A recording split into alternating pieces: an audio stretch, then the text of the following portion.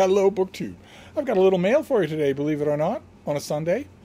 I guess the Nebraska postmen are working overtime because packages were on the front porch here in scenic Old Town in Bellevue, where it's a hot day, absolutely.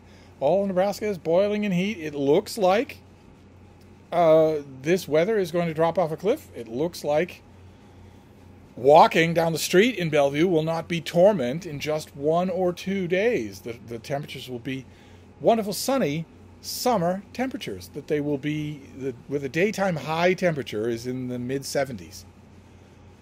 If that's true, then even in these old buildings in Old Town, they're not made for air conditioning. They're not wired for it at all.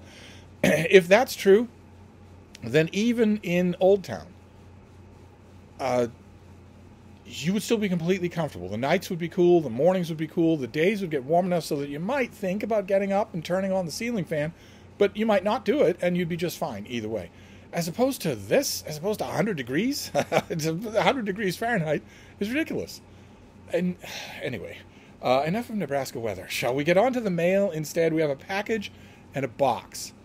And in the last couple of mail hauls, I have a little bit fallen away from an attitude, an approach that a lot of you said that you liked, which is for me to look at these things and read them, first impression, definitely, interest, definitely, but also from a critic point of view, from a professional point of view, I guess you could use the term, because I am a professional book critic and I'm also a book section editor.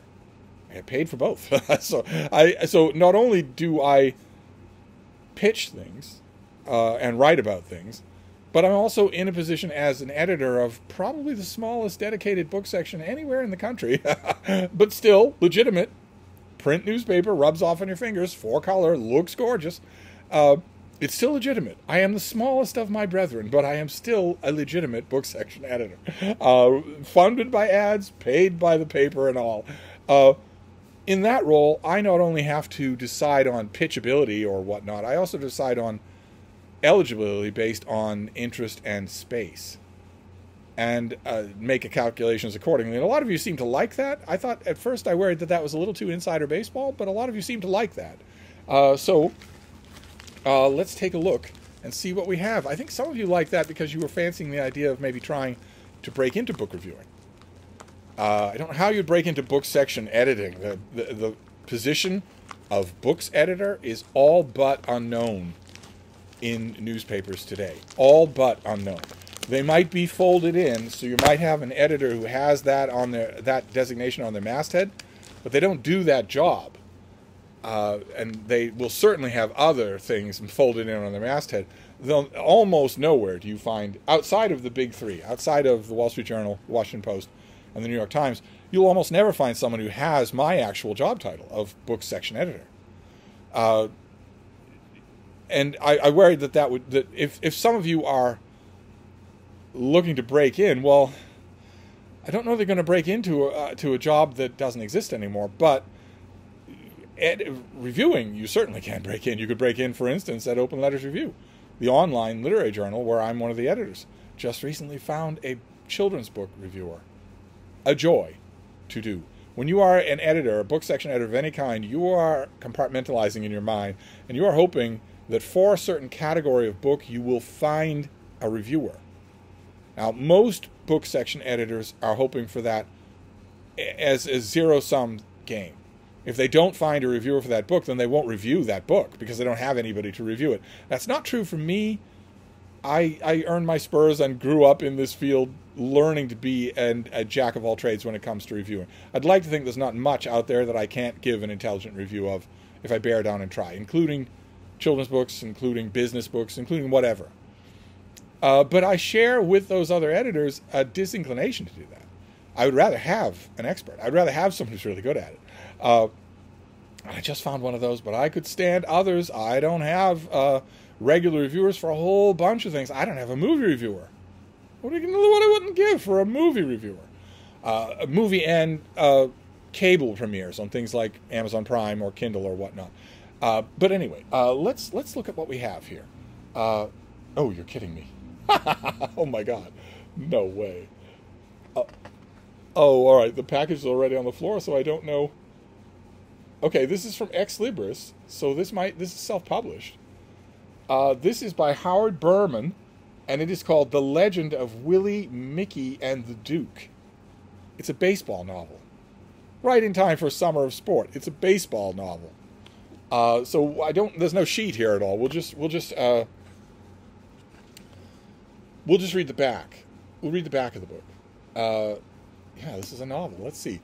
During the 1950s, they played center field in New York ballparks only a few miles apart. The comparisons were inevitable. From Brooklyn's soda fountains to Queens street corners to Manhattan boardrooms, the arguments raged. Who was the greatest, Willie Mays, Mickey Mantle, or Duke Snider? The trajectories of their lives were similar. They were born into the game and taught by their baseball-playing fathers at an early age. All three dreamed of baseball greatness, dreams that came at a cost. When they signed to play professional baseball, they were each hyped to become the greatest players in the game. The pressure to live up to these expectations took a heavy toll on them. The story of Willie, Mickey, and the Duke is the story of three superb athletes who became baseball legends, what it did for them and what it did to them. It's a baseball novel. Right at the summer when I'm reading sports-related stuff. Well, I was all in a tizzy about what I was going to read tonight. I now know what I'm going to read tonight. So who is the author? Who is Howard Berman when he's at home? He was born in Brooklyn and grew up during the glory days of Willie, Mickey, and the Duke and followed their careers closely. He went on to Ohio State University where he earned a PhD in dramatic literature. As opposed to boring literature, or do you mean stage play? Ohio State, though, used to be an absolute 10-block haven for used bookstores. I don't know if that's still true. Used bookstores have fallen on hard times in the country, but university towns tend to protect their used bookstores. So maybe Columbus and its outlying areas is still a haven for used bookstores. He is the author of more than 30 produced plays. Okay, so dramatic plays. Okay, dramatic writing. There we go. And served as the artistic director for 3 theater companies. He has published 4 other books on baseball. He's traveled extensively and now lives in Felton, California. So we know where that particular game of musical chairs ended. Okay, fantastic. Great. I will read this tonight. I'll report back. All right, so if you're, obviously, before I even read it, if you're interested in New York baseball, you're never going to see this book in your bookstore. It's never going to be recommended to you by an Amazon algorithm. It's never going to be recommended to you by Goodreads. It's self-published. It's well done. It's got all the stuff on the back is indistinguishable from a professionally published book. It's laid out professionally with none of the usual mistakes that you expect from self-published authors. You've got justified text. You've got it's all well done. And for all I know, I mean, the author, you learn the craft of storytelling mighty fast in 2 kinds of writing: reporting and playwriting. All the rest of it you can fudge and say, well, what I meant was this, or you're not really getting it. But a boring play is a boring play. It introduces itself immediately as such. And you'll get fired if you write bad copy. So this could be really good. I will report back on it, but if you're interested in the subject, you should go and find this and get it anyway. It's an indie author. He's going to be appreciative of that. But anyway, all right, that's a book, and it goes on the pile for tonight. It's a novel, a baseball novel. Now we'll do the box and see what we have here. A finished copy of something. What have we got here? Oh, okay, great. All right. I need to go at this again, so this is good. This is a finished copy of Catherine Bucknell's biography of Christopher Isherwood, Inside Out. Big, thick thing from FSG. So this comes out this month. Yeah, this comes out at the end of August. Let's just go over this again. He was, according to his oft-quoted lines, a camera. With those 4 words at the beginning of the novel Goodbye to Berlin, Gore Vidal wrote, Christopher Isherwood became famous.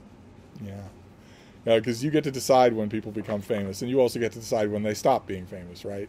So you could please tell us more about Christopher Isherwood or Don Powell or anybody else. You get to tell us when they become famous. As opposed to, God forbid, you couldn't be saying that it was the first time you noticed him. Whether transposing those he knew into fiction, dramatizing first or third-hand versions of himself, or writing memoir, Isherwood made the attributes of that technology, the camera, the virtues of his prose, quote, quite passive, recording, not thinking, close quote. Uh, Isherwood never did anything but write memoir. He never did anything but that. And considering how many lies are in the memoirs, I think it's safe to say that he spent his whole life writing what we now call autofiction. Not that diminishes his talent, but he never made up anything. He wasn't able to storytell. In Catherine Booknell's new definitive biography of Isherwood, the aperture is widened. Alongside this famous self-identification are all the other roles Isherwood, consciously or not, played in his life. Neurasthenic child, Cambridge expulsee, advocate for gay liberation, celibate monk, naturalized American, artistic collaborator, Vedanta proselytizer, screenwriter, mentor to W.H. Auden, Tennessee Williams, Gore Vidal, Tom Gunn, and many more. 3 of those people would scream bloody murder at being characterized as a mentoree of Christopher Isherwood. 3 out of 4. To name a few. His English patrimony is old enough that he could claim the man who signed King Charles's death warrant as an ancestor. Yet there is a plaque where he lived in Berlin and a prize named after him in Los Angeles, his final home. This most peripatetic and sometimes volatile life by no means hindered Isherwood's vocation, that of a writer. In a career resulting in over 30 published works, novels, film scripts, plays, letters, spiritual texts, and diaries, Isherwood undertook what might be the most thorough exploration of the self in 20th century literature. In so doing, he helped pioneer literary techniques that would allow for the interrogation of his own religious and philosophical beliefs and would prefigure the recently popular mode often called autofiction. Okay, all right, thanks. The author expertly captures the variousness of Isherwood and his period. This book is attentive to the work, the man, his friends, and their world. It seamlessly combines textual critique with personal history. See, that's exactly what I didn't get the impression it was doing. I'll read it again. Now that I have the finished copy, I'll read it again. So that Isherwood's work and life are able to play equally important co-determining roles. It is at once a critical biography of his work and a comprehensive biography of his life. Okay. All right, you're insisting on that. That's the thing I wanted and was looking for. And Isherwood, as involved as he was with the writers and events of his time, also serves as a means of entry into a cultural history of the 20th century, one that stretches from the First World War to the West Coast gay liberation movement. This is a biography as capacious as was Isherwood's own writing. Okay, there we agree. Not in the way you think, but there we agree. Obviously, you can hear from that, from the expatriate who finds his true self in a home in America. You can hear from that all the similarities to Tom Gunn. And we had 2 big, heavily vetted biographies of both of those people in the span of only a month. I should be in 7th heaven. This is exactly the kind of re-examination of the critical gay canon that I want. I will try this again. I will read this again. Don't know if I can do the whole thing tonight. I have a whole bunch of other stuff on my plate. But I will try this again this week. I will read it again with a wide open mind, this time with a pencil in hand because I have the finished copy, and we'll see what I make of it. So this comes out at the end of August, and it's going to be a $45 hardcover. Okay, so we have opposite ends of the spectrum here. We have Farrar, Straus, and Giroux, as mainstream gets, heavily vetted, heavily edited, heavily sourced, scholarly tome of a biography, and a self-published novel about baseball. So not just fiction, but self-published fiction, not just nonfiction, but scholarly nonfiction. Wonderful. Perfect for just a 1-2 punch of a mail haul. So that's it for the mail for today. I'm going to wrap up for now, but I'll be back. Thank you, BookTube.